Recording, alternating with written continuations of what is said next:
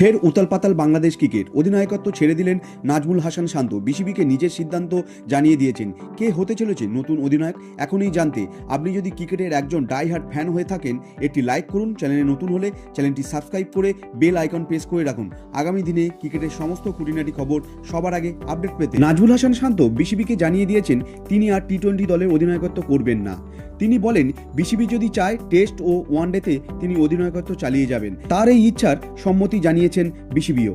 আগামী মার্চে জিম্বাবুয়ের বিরুদ্ধে ফের টি-20 খেলবে বাংলাদেশ।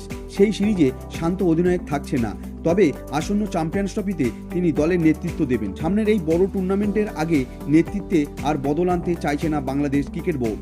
ভারতের বিরুদ্ধে হারের পর বাংলাদেশের অধিনায়কত্ব ছাড়ার ইচ্ছা প্রকাশ করেন শান্ত। পরে অবশ্য বিসিবি সভাপতি ফারুক আহমেদের হস্তক্ষেপে সিদ্ধান্ত বদল করেন তিনি। আরও কিছুদিন দলকে নেতৃত্ব দেওয়ার সিদ্ধান্ত নেন তিনি।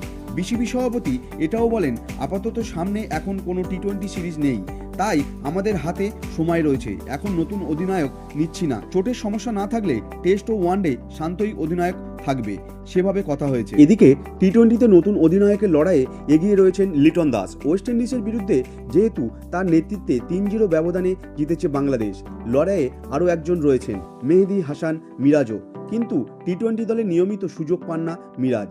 তাই ধরে নেওয়া যাক আগামী টি-20 দলে বাংলাদেশের হয়ে অধিনায়কত্বের দায়িত্ব পেতে চলেছে উইকেটরক্ষক ব্যাটসম্যান লিটন দাস।